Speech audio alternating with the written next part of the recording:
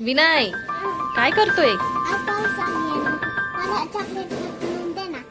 Chocolate भात। पाऊस आ गया, इतना बड़ा पाऊस आ गया, स्विमिंग पूल बन गया यहाँ पे देखो। आज तो विनय को कुछ खेलने को ही नहीं मिला रे, स्विमिंग पूल बन गया। और ये क्या कह रहा है मेरा बेटा, क्या चाहिए?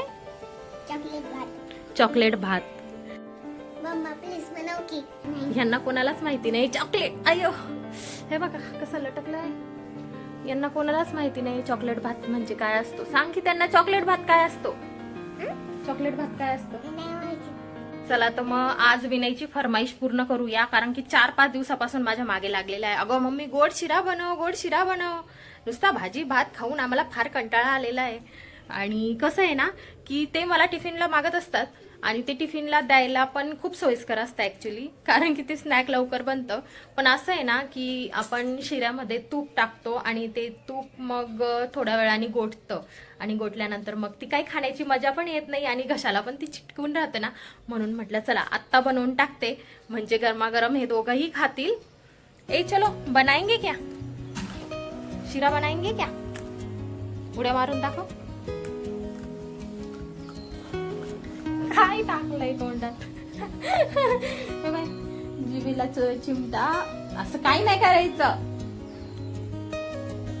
बनाएंगे क्या? चलो प्रिपरेशन स्टार्ट करते हैं। पहिले तर मला बघावं लागेल की घरामध्ये रवा आहे की नाही।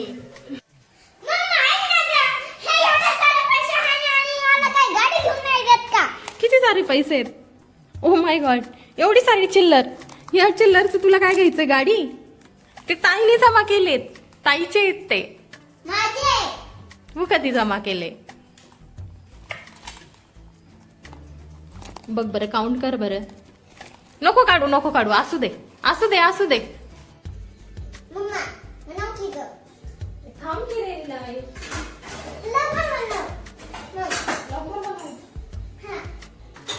ज्यांच्या घरी लहान मुलं आहेत त्यांच्यासाठी हे काही नवीन नाही, म्हणजे जिथे मम्मी काम करत असते ना तिथे लहान मुलांना यायचंच असतं। आणि किचन तर अशी गोष्ट आहे ना की तिथे येऊन मग मुलांना मम्मी सोबत खूप साऱ्या गप्पा मारायच्या असतात, कारण तिथे असते क्युरिओसिटी की आज काय बनवते, कसं बनवते, आणि मग मम्मी मी तुला हे करू लागू का, ते करू लागू का। मला ताई आवडते मला।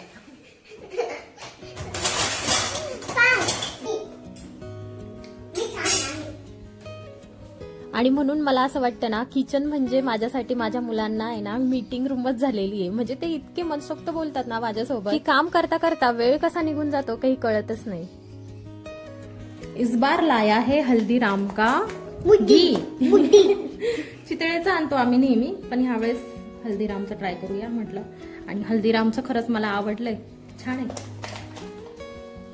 इसका ऑयल निकल रहा है। इसमें डालेंगे घी। घी नहीं है, थोड़ा सा घी डालेंगे। फिर ये है मेरे पास सूजी जो कि मैंने छान के रखी हुई थी, इसलिए मैं फिर से नहीं छानूंगी। और अब इस सूजी को मैं डालने वाली हूँ इसमें। ये देखो मैं डाल दिया इसमें। ये देखो ये पूरी सूजी मैंने इसमें डाल दी है। पूरी डाली होती है क्या? आणि याला असं गोल्डन फ्राय होईपर्यंत हा रवा आपल्याला भाजून घ्यायचा आहे। काढूया काजू बदाम पिस्ता।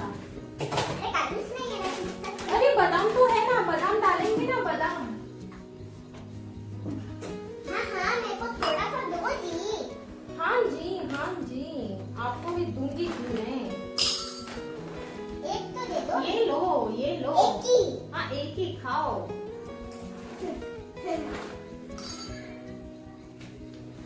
अरे मम्मी जी वो ठोकने का तो दे दो। ठोकने का चाहिए? हाँ। अरे इसके ऊपर ध्यान देना पहले। तो मुझे बता दीजिए। अरे ना वो ठोको। ना ये देखो इलायची। वो तो खत्म है। खत्म कहाँ है इसमें। मम्मी जल्दी बनाओ चॉकलेट ना। अरे बनाओ तो।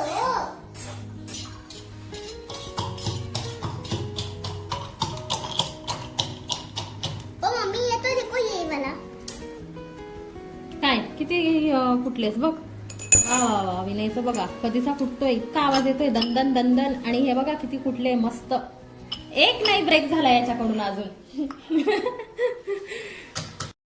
एखादी गोष्ट जर आपण लहान मुलांच्या समोर बोलून दाखवली ना, की जसं की आपल्या घरी कोणीतरी पाहुणे येणार आहेत, मग आठवडाभरापूर्वी आपलं घरी बोलणं होतं की ठीक आहे ये म्हणून, आणि हे कुठून तरी ऐकतात आणि म्हणतात काय गं येणार आहेत का ते, आणि मग रोज उठल्यानंतर आज येणार आहेत का गं, उद्या येणार आहेत का गं, आज येणार आहेत का गं. म्हणजे हे असं चाललेलं असतं. प्रत्येकाच्या घरात ही गोष्ट असणार आहे हे तर मला माहिती आहे.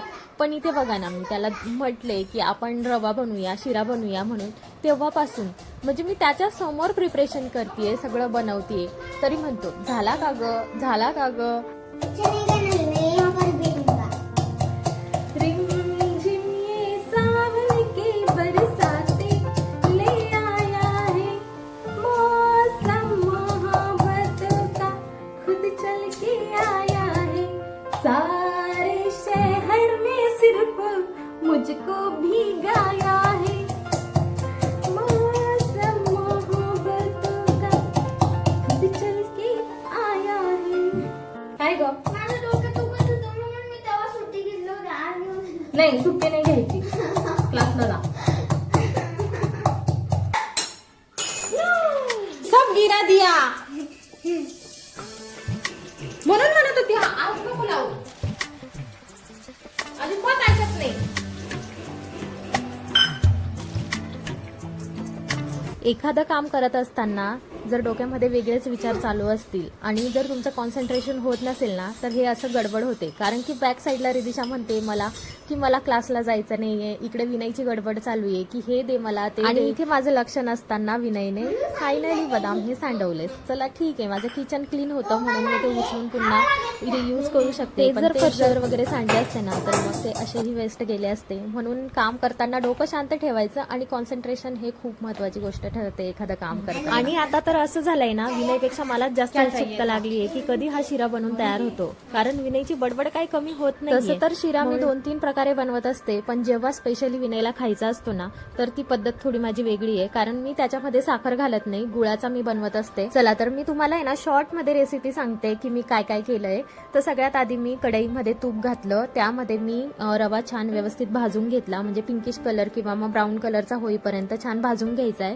त्यानंतर मी तो साईडला काढून ठेवला. त्यानंतर दुसऱ्या कढईमध्ये मी तूप ऍड केलेलं आहे. तूप चांगलं गरम झालं की त्याच्यामध्ये कुटलेले बदाम ऍड केले, त्यानंतर मनुके ऍड केले. माझ्याकडे वेलची पूड नव्हती, अख्खी वेलची होती, मग मी काय केलं तव्यावर थोडे भाजून घेतले आणि त्यानंतर त्याला थंड करायला ठेवून दिलं. कारण की भाजलेले इलायची जर तुम्ही लगेच कुटली ना, तर ती व्यवस्थित कुटल्या नाही जात, आणि तेच जर तुम्ही थोडेसे थंड केले आणि नंतर कुटले ना, व्यवस्थित त्याची पूड तयार होते. आणि वेलची पूड सुद्धा मी याच्यामध्ये ऍड करून घेतली आणि त्यानंतर पाणी ऍड केले. आणि आता मी याच्यामध्ये ऍड करतेय जॅगरी पावडर म्हणजेच गुळ पावडर. त्यानंतर आपल्याला ह्या पाण्याला बॉईल होऊ द्यायचंय आणि अशा प्रकारे बॉईल झाल्यानंतर पुन्हा भाजलेला रवा मी याच्यामध्ये टाकून घेणार आहे.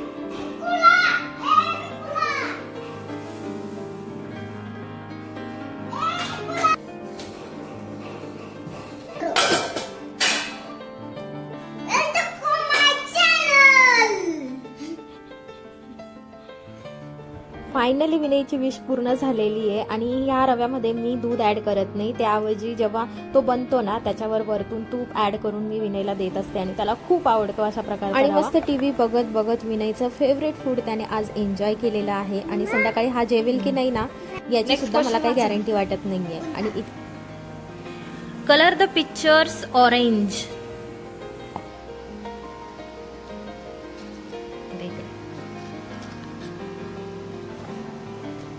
What is this? yes. Frock. And this? Napkin. Napkin. It's time to study, guys. कशी तरी 4थी पर्यंत गेली होती मी शिकवता शिकवता. आता परत मी ना बालवाडीत आलेली शिकवायला.